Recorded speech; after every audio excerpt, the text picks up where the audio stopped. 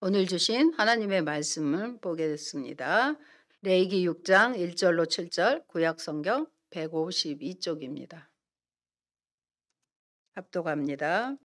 여호와께서 모세에게 말씀하여 이르시되 누구든지 여호와께 신실하지 못하여 범죄하되 곧 이웃이 맡긴 물건이나 전당물을 속이거나 도둑질하거나 착취하고도 사실을 부인하거나 남의 이름 물건을 줍고도 사실을 부인하여 거짓 맹세하는 등 사람이 이 모든 일 중에 하나라도 행하여 범죄하면 이는 죄를 범하였고 죄가 있는 자니 그 훔친 것이나 착취한 것이나 맡은 것이나 이름 물건을 주운 것이나 그 거짓 맹세한 모든 물건을 돌려보내되 곧 그 본래의 물건의 5분의 1을 더하여 돌려보낼 것이니 그 죄가 드러나는 날에 그 임자에게 줄 것이요 그는 또 그 속건 제물을 여호와께 가져갈지니 곧 내가 지정한 가치대로 양떼 중 흠없는 순양을 속건 제물을 위하여 제사장에게로 끌고 갈 것이요 제사장은 여호와 앞에서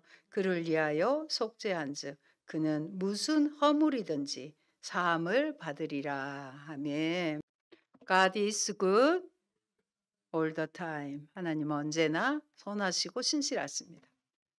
오늘 사랑하는 우리에게 주신 하나님 말씀은 레위기 6장 1절로 7절이고요. 속건제의 예배를 회복하라 하는 말씀으로 증거합니다. 책을 소개하겠습니다. 나는 정직한 자의 형통을 믿는다는 책입니다. 정직하면 항상 손해본다. 그러나 정직 때문에 결국 흥한다. 거짓과 불의로 얻은 잠시 형통을 부러워하지 말라. 박성수, 김성주, 김동호, 홍정길, 하용조 목사님이 지은 책입니다. 한마디로 정직한 사람의 삶은 하나님께서 책임져 주신다는 내용입니다. 마지막 구례중학교에서 3학년 남학생 담임을 할 때 저는 학급 경영을 독서 지도로 하였습니다. 3학년이고 남학생임을 감안해서 1년에 50권을 읽도록 지도했습니다. 그 전에 학교에서는 무려 100권을 읽기도 했습니다. 그 권장 도서에 제가 늘 강조했던 책이기도 합니다.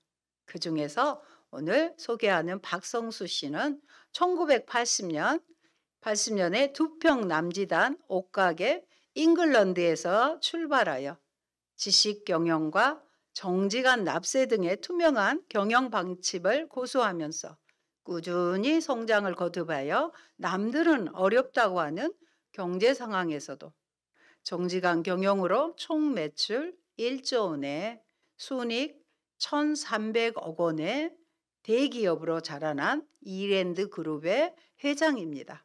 그 당시가 2002년도입니다. 한 20년 전이지요. 경영 이념을 이 세상에 소금과 빛이 되는 기업이 되는 것이라 천명하면서 돌아가더라도 바른 길을 간다. 기업은 이익을 내는 과정에서 정직해야 한다고 말할 만큼 크리스천다운 정직의 직업 윤리를 강조하고 실천해 왔습니다. 그 당시에 대학생들이 가장 선호했던 직장이 이랜드 그룹이었습니다. 그가 대학생 때 알았던 근육 무력증의 고통 못지않게 근육이 무력이 되면 얼마나 고통스러운지 아시죠? 잠깐 쥐만 나도 얼마나 힘든지 여러분 경험했을 봤을 것입니다. 근육 무력증의 고통 못지않게 세상의 부정직한 관행은 정직을 고수하려는 그에게는 또 다른 도전이었습니다. 그러나 IMF 경제 환란 가운데 기업이 위기에 처했을 때에도 그는 부정한 방법을 쓰지 않았고 도리어 투명한 경영과 기도로 회사를 살렸을 뿐 아니라 이전보다 더욱 형통하는 결과를 낳았다고 간증합니다. 그 당시에 대기업을 제치고 가장 납세를 많이 했던 기업이기도 했습니다. 저희 아들이 초등학교 졸업식에서 졸업생 중 2명이 선행상을 받았는데 다른 어떤 상보다도 기뻤던 기억이 납니다. 오늘 소개할 속건제로 번역된 히브리어 원어 동사는 위반하다, 죄가 있다, 유죄로 판결되다는 뜻으로 사용됩니다. 명사형은 위반, 배상, 범죄, 유죄, 속건제라는 뜻을 지닙니다. 속건제란 범한 과실을 배상하는 예물이라는 뜻입니다. 우리 죄로 인하여 하나님께 나아가는 길을 막고 있던 담을 그의 십자가로 오시어 하나님과 원수되었던 관계를 화평한 관계로 회복하신 그리스도는 이 속건제가 상징하는 바라고 할 수 있습니다. 햇불의 세미나에서 김경렬 교수님에게 배운 내용입니다. 성물에 대해 범한 죄, 사람에게 손해를 끼쳤을 때 5분의 1을 더하여 배상해야 합니다. 성물에 대한 범한 죄의 경우는 레위기 5장 14절에서 19절에 성물이란 무엇이냐? 거룩한 물건이란 뜻으로 하나님을 위하여 구별된 예물을 말합니다. 따라서 성물은 하나님 일에만 사용되어야 했습니다. 그럼에도 만일 무지나 실수 등의 이유로 인해 성물을 범하는 죄를 지었을 때에는 속건제를 드려 제사함을 받아야 했습니다.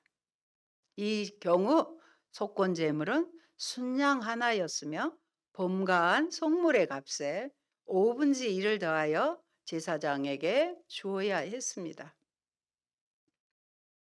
제물이나 11조, 천열매 등은 모두 하나님께 드려야 하는 성물입니다. 성물에 대하여 부지 중에 범죄했다는 말씀은 하나님께 드려야 할 제물이나 11조, 천열매 등의 성물에 대해 잘못을 지적하시는 것입니다. 거룩한 것은 신실하게 다루어야 합니다. 우리들이 성물에 소홀한 것은 곧 하나님께 소홀한 것이 됩니다. 그것은 하나님을 으뜸으로 모시는 하나님 예배 정신에 어긋나는 범죄가 되며 특별히 이 죄는 여호와에 대한 믿음의 위반을 의미합니다. 여호와에 대한 믿음의 위반을 의미한다는 것입니다. 레위기 6장의 2절에 여호와께 신실하지 못하여라는 표현은 속건제가 해결하는 죄의 성격을 분명히 말해줍니다. 이 죄는 재산상의 피해를 입힌 행위들로서 11조나 첫 새끼와 같이 성전에 바쳐진 성물을 자신이 유용하는 죄를 말합니다. 그것은 여호와에 대한 믿음의 위반인 것입니다. 좀 어려운 말입니다만은 속건제의 건은 허물건자입니다. 저도 한자 세대가 아니거든요. 허물건으로서 벗겨내야 할 과실을 의미합니다. 속죄제가 여호와의 금지 명령을 무심코 어긴 죄를 해결하기 위한 제사라면 이건 속죄제거든요. 속건제는 재산상의 피해를 고의적으로 발생시킨 죄를 해결하기 위한 제사인 것입니다. 오늘 저는 속건제사의 예배를 회복하라고 말씀드리는 것입니다. 여호와의 앞에서의 서약이나 맹세를 파기하면서 일으킨 타인의 재산 침해도 여호와에 대한 믿음의 위반으로 규정됩니다. 말이라는 원어의 뜻을 가지기도 합니다. 이를테면 맡긴 물건이나 전당물을 속여서 탈취한 뒤에 하나님의 이름으로 맹세하며 사실을 부인합니다.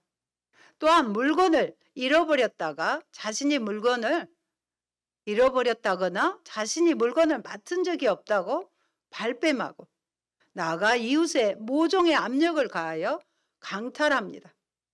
또 물건을 주운 뒤에 거짓으로 하나님께 맹세하여 시치미를 뗄 수 있습니다. 이러한 거짓과 사기질, 불의한 분실물 습득은 맹세가 수반되었으므로 하나님의 이름을 못 오가는 행위입니다. 또 교묘한 합법적 수단으로 이웃으로부터 부당한 이익을 취하는 행위로 임금 착취나 임금 체불도 같은 범죄라 할 수 있습니다. 범죄자는 그 물건을 주인에게 돌려주되 원금의 5분의 1을 더하여 배상금을 물어줘야 합니다. 20%의 보상은 그 보상 자체에 목적이 있다기보다는 죄인을 회개로 이끄시려는 하나님의 긍휼이 더 강조되는 것이라 할 수 있습니다. 그 긍휼을 아는 세리장 삭개오는 자신이 토색한 것을 배상하면서 죄에서 벗어나는 기쁨을 맛볼 수 있었습니다. 이어서 범죄자는 성소에서 정한 값에 맞는 순양을 성소에 가져가 속건제로 바쳐야 합니다.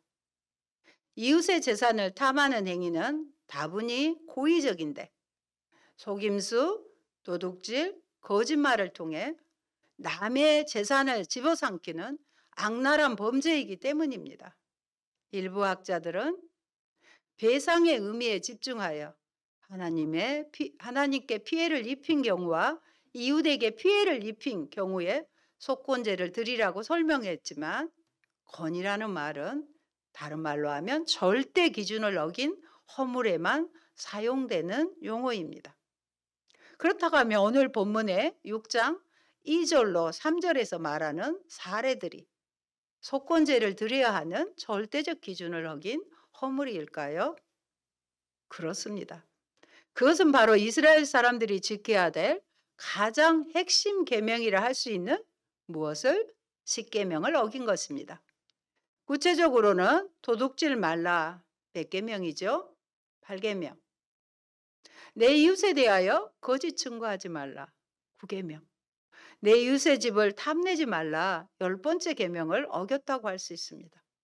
게다가 6장 2절의 첫머리는 이후에 언급되는 행위들이 바로 여호와에 대한 행위이며 이러한 행위는 여호와께 신실하지 못한 것이라고 그 죄의 성격을 규명한 대목으로 읽어야 합니다.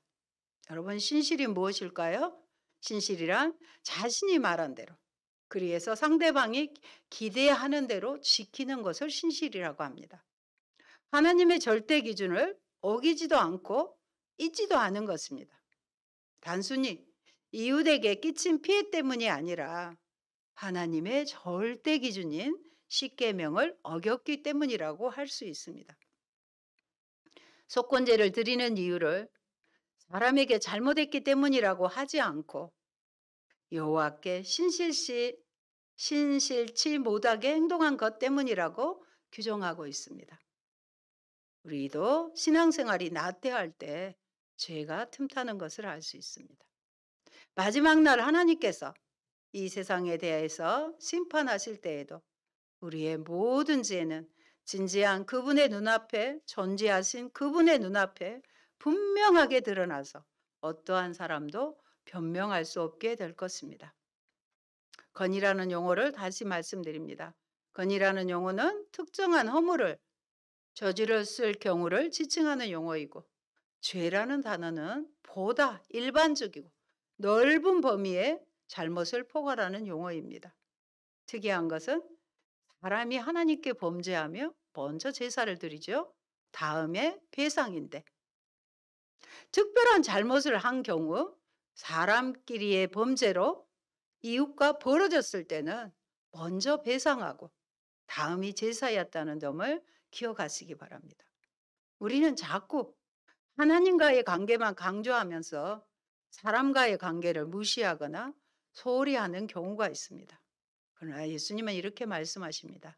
마태복음 5장 24절 같이 보십니다. 예물을 제단 앞에 두고 먼저 가서 형제와 화목하고 그에 와서 예물을 드리라. 먼저 배상을 하고 나중에 예배를 드리라고 주님도 말씀하셨습니다. 저는 부흥회 때에 죄에 대해서 구체적으로 회개하라는 강사님이 말씀하시면 눈물로 항상 회개하는 게 있었습니다. 중학생 시절에 친구에게 부끄럽지만 빌린 돈을 갚지 않은 게 생각이 났습니다. 돈이 없어서였겠지만 지금 생각해봐도 왜 그랬는지를 모르겠습니다. 그래서 그때마다 눈물로 회개했습니다. 용서해달라고 그랬습니다. 또 2학년 때 친구 집에 갔더니 저녁에 동네 친구들과 골목길에 대롱대롱 매달린 호박을 따서 호박전을 지져 먹은 생각이 났습니다. 저는 그 당시에 키도 작았고 제가 하자고 한 것도 아니지만 그 장면이 늘 생각나 회개했습니다. 그러다가 속건제에 대해 알게 되었습니다. 그러나 배상을 하려고 하니 친구의 소식도 모르고 갚을 길이 없어서 하나님 앞에 5분의 1을 더해서 드리고 났더니 신기하게도 회개할 때 제목이 생각이 나질 않았습니다. 여러분, 회개를 가볍게 생각해서는 안 됩니다. 죄를 짓고도 하나님 말씀에 자신을 비추지 아니하면 자기가 죄 지은 것조차도 깨닫지 못하게 됩니다. 따라서 우리는 자신의 삶을 늘 말씀에 비추어 보며 부지 중에 지은 죄라도 회개하는 정결하는 삶을 살아야 합니다. 대충 말로만 입술로만 회개하려 하지 마십시오. 속건제 제사는 철저하게 보상, 배상해야 합니다. 여러분은 정말로 하나님 앞에서 신실하십니까? 그렇다면 속물뿐 아니라 우리들의 삶을 하나님께 바치는 일에도 엄격하고도 정성스러운 행위가 있어야 합니다. 우리는 아무렇게 살아도 되는 인생이 아닙니다. 속건제를 통해 내게 하나님의 마음을 이로해 드리고 만족시켜 드리려고 하는 간절함과 사모함이 있어야 합니다. 자신이 속한 이스라엘 공동체에 나의 실수로 인해 해가 가지 않도록 끊임없이 관심을 가지는 것. 부지 중에 범한 잘못으로 인해 이웃과의 관계에 틈이 생길 때 책임감을 가지고 공동체를 회복하는 것을 원하시는 하나님의 마음을 아셔야 합니다. 하나님께서 요구하시는 거룩은 결국은 하나님을 위한 것이 아닌 우리를 위한 거룩입니다. 그래서 속건제는 연약한 인간들이 다시 거룩해짐으로 하나님께 나아올 수 있는 길을 열어주시는 하나님의 배려, 하나님의 사랑인 것입니다. 이런 속건제 속에 들어있는 하나님의 스피릿입니다. 속건제는 하나하나의 행동에 대하여 낱낱이 자백하고 용서를 받는 제사입니다. 날마다 우리는 육신의 연약함 때문에 짓게 되는 육적인 죄, 범죄에 대한 회개와 기도에 대한 상징이 되는 것입니다. 또 우리 죄를 위한 그리스도의 제사는 결국 죄의 두 가지 면, 즉 본성적인 면과 행위의 죄의 양면을 다 해결해 줍니다. 속죄 제물은 죄를 처리하고요. 속건 제물은 죄들과 허물들을 처리합니다. 그런데 속건제는 속죄와 번제와도 연결이 됩니다. 속건제를 드린다 할지라도 번제를 드리게 한 것은 결국 우리의 범죄로부터 시작된 제사이지만 궁극적 목적은 우리의 존재 전체가 하나님의 것임을 선언하고 결단케 하는 번제의 제사로 완성됩니다. 우리의 짓는 죄 중에 하나님을 위해 살려 하지 않는 결과로 짓는 죄들이 있습니다.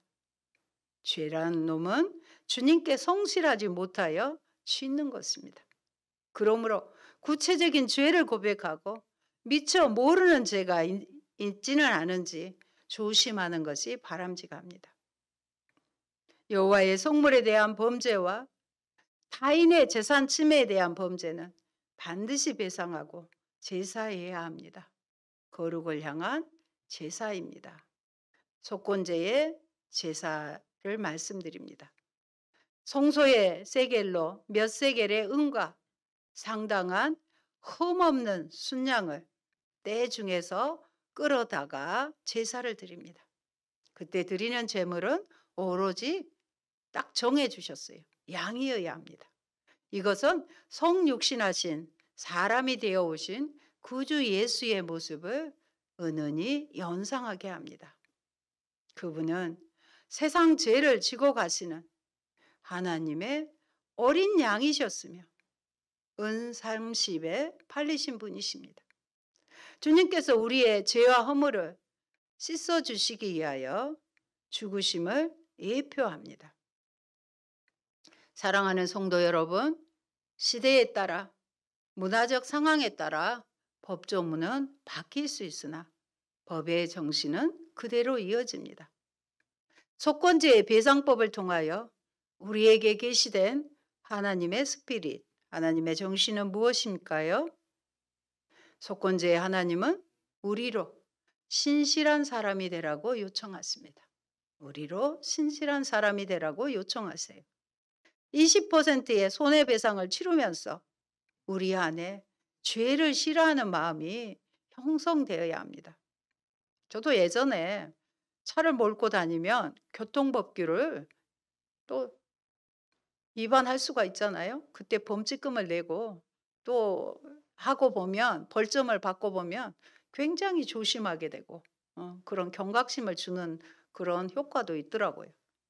예수 그리스도의 십자가를 통해 은혜를 받은 사람, 거룩한 하나님의 제사장으로 성전으로 부름을 받은 사람들은 신실한 사람이 되어야 하는 것입니다.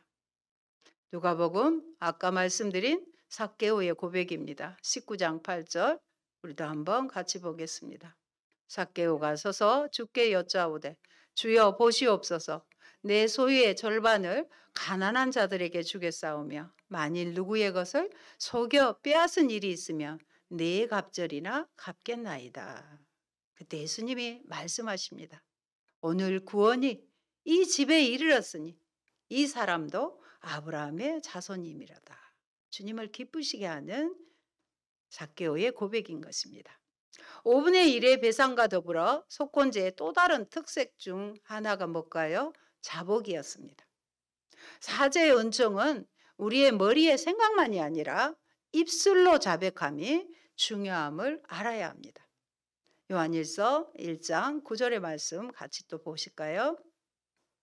만일 우리가 우리 죄를 자백하면 그는 미쁘시고 의로우사 우리 죄를 사하시며 우리를 모든 불의에서 깨끗하게 하실 것이요. 아멘. 여러분은 이웃들에게 끼친 경제적 손실을 성실하게 책임지려 하고 있습니까? 속건제는 모든 제사의 끝, 마지막 5대 제사의 끝에 와 있습니다. 번제와 소제와 화목제, 속죄제와 연결되어 있는 것입니다. 만약 속건제의 제사로 배상하지 아니하면 하나님은 어떤 대가로 지불해야 하는지를 말씀하고 있습니다. 출애굽기 22장 1절의 말씀 같이 보십니다.